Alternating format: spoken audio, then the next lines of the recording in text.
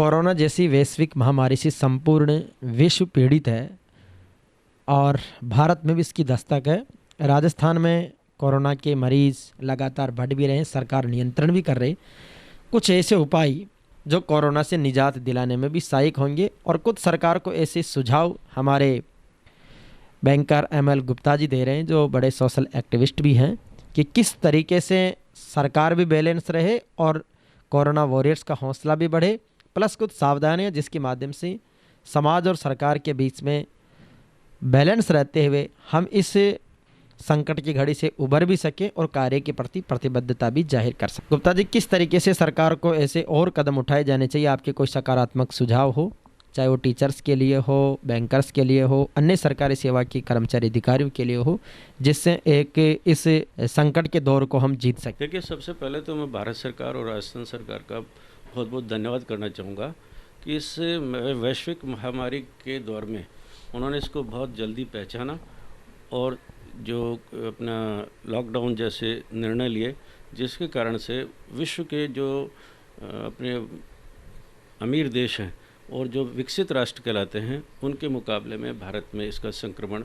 बहुत नियंत्रित रहा है। मृत्यु दर भी वैश्विक औसत से बहुत कम है और इसकी समस्त क्रेडिट भारत सरकार, राजस्थान सरकार को दी जानी चाहिए, क्योंकि जिस तरीके से उन्होंने इसको लागू किया है वो बहुत ही सराहनीय कदम है। इसमें पहले ऐसा कोई एक्सपीरियंस ना होते हुए भी पुलिस प्रशासन और चिकित्सा एवं स्वास्थ्य विभाग और जिला प्रशासन इत्यादि ने बहुत मेहनत का काम किया है। लेकिन इसमें साथ साथ ये बात भी आ रही है कि जो प्रवासी मजदूर हैं अथवा ऐसे लोग हैं जो फैक्ट्रियों में या बहुत डेली जो काम कर रहे हैं, ठेली वाले, रेहड़ी वाले, रिक्शा वाले, रोज़ का कमाते हैं, रोज़ का खाते हैं, उनके सामने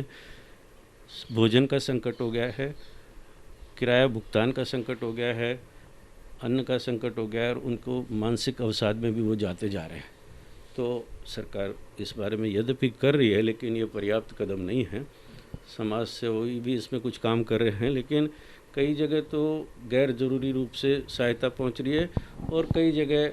जो है जिनको आवश्यकता है उनको वो राशन इत्यादि नहीं मिल पा रहा है। तो इस बारे में मेरा ये सुझाव है कि सरकार के पास प्रबंधन का काम है और उपलब्ध संसाधनों का वो कैसे बेहतरतम प्रयोग कर सकती है, यही सरकार की कुशलता है। तो एक बहुत बड़ी वर्कफोर्स सरकार के पास है जिनको वो रेगुलर सैलरी, बहुत अच्छी सैलरी भी दे रहे हैं, जैसे कि सरकारी क्षेत्र के अध्यापक, कॉलेजेस के अंदर लेक्चरर्स, ये लोग बहुत ही विद्वान भी होते हैं और इनका समाज के निम्नतम वर्ग से बड़ा जुड़ाव रहता है, वो गांव की परिस्थितियों को समझते हैं। तो ऐसे अभी देखा यह गया है कि अधिकांश स्टाफ लॉकडाउन से पहले ही अपने कार्यस्थल से अपने अपने निवासों को मूव कर गया है। जयपुर, जोधपुर, उदयपुर, बीकानेर, जो ऐसे बड़े, अजमेर, ऐसे बड़े शहर हैं, वहाँ पे तो अधिकांश ऐसे एम्प्लॉई हैं जो 150-150 किलोमीटर की दूरी में उनकी नौकरी है, लेकिन प्रतिदिन वो डेली अप डाउन करते हैं और इस लॉकडाउन का तो उनको ऐसा ज़बरदस्त लाभ मिला है कि उनको एक बहाना मिल गया है। मेरा इसमें ये सोचना है कि प्रत्येक सरकारी कर्मचारी को अथवा कोई बैंक कर्मचारी भी मैं हूँ तो मैं उसको भी अपने कार्यस्थल पर ही रहना चाहिए और कहीं बाहर जाने की वास्तव में आवश्यकता हो तो उसकी पूर्व अनुमति लेके वो निकले। तो इन सब को वापस काम में लें। जो गैर ज़रूरी रूप से बिना अनुमति के अपना कार्यस्थल छोड़ करके कहीं बाहर चला गया है तो उनको लीव विदाउट पे जैसे प्रयोग करके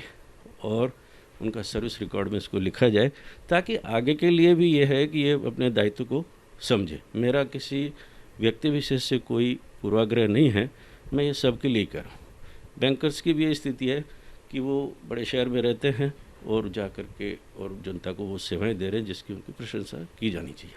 लेकिन साथ में एक सुझाव ये भी है कि ये लोग जनता के संपर्क में आ रहे हैं और कब ये अपने घर में इन्फेक्ट हो जाए, उस गांव में जाके इन्फेक्शन कर दें या उस गांव में इन्फेक्ट हो करके रिवर्स इन्फेक्शन अपने घर में या अपने शहर में भी कर सकते हैं। तो इनकी सेवाओं के बारे में मेरा ये दृढ़ विश्वास और ये स्पष्ट मानना है कि उनको अपने कार्यस्थल पर ही रहना चाहिए, उसी गांव, उसी कस्बे, उस शहर में रहना चाहिए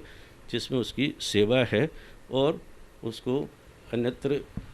आने जाने की इजाज़त नहीं दी जानी चाहिए। वर्तमान में भी जिला प्रशासन, जैसे जयपुर में ही समझ लीजिए,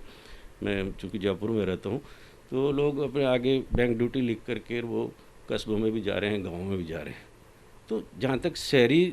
नगर निगम की सीमा क्षेत्र का सवाल है, वहाँ तो वो व्यक्ति आएगा जाएगा, लेकिन बाहर के क्षेत्रों में उसकी इजाज़त नहीं दी जानी चाहिए।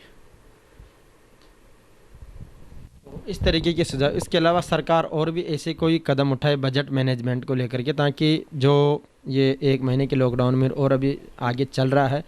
वापस फिर से व्यवसाय गति पकड़े और सारा सिस्टम एक तरह से प्रोग्रेस में आए, उसके लिए कुछ एहतियात के कुछ सुझाव आपके। देखिए, लॉकडाउन के इस कारण से प्रत्येक व्यक्ति प्रभावित हुआ है,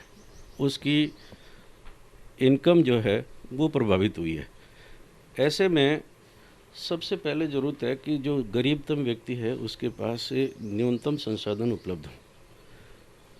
तो उसके लिए सरकार, भारत सरकार भी मदद दे रही है, स्थानीय सरकार भी मदद दे रही है, लेकिन वो अपर्याप्त है। क्योंकि उनकी परचेजिंग पावर नहीं होगी तो वो कोई चीज़ नहीं खरीद पाएंगे। वो चीज़ जिस रिटेलर से खरीदते रहे उसका अगर सेल, मान लीजिए कि उनको आप परचेजिंग पावर देते हैं तो वो किराना और रिटेल से सामान खरीदेगा, वो व्यक्ति फिर होलसेलर से सामान खरीदेगा, होलसेलर उसका उत्पादन करवाएगा, उत्पादक उसको कर्मचारियों को एम्प्लॉयमेंट दे करके उससे उत्पादन कराए, और इस तरीके से जो फैक्ट्री मजदूर है जिसको रोज़गार मिल रहा है उसकी परचेजिंग पावर बढ़ेगी। तो ये कि जो विशेष साइकिल इस समय चल गया है वो फिर सकारात्मक करा गई और देश की आर्थिक गति को में योगदान उसका होगा। तो एक तो मेरा यह है कि कैसे भी करके न्यूनतम मजदूरी के जो प्रावधान है वो उनकी परचेजिंग पावर को बनाए रखा जाए, कुछ तो सरकारी मदद दी जाए और सरकार कुछ ऐसे रोज़गार विकसित करे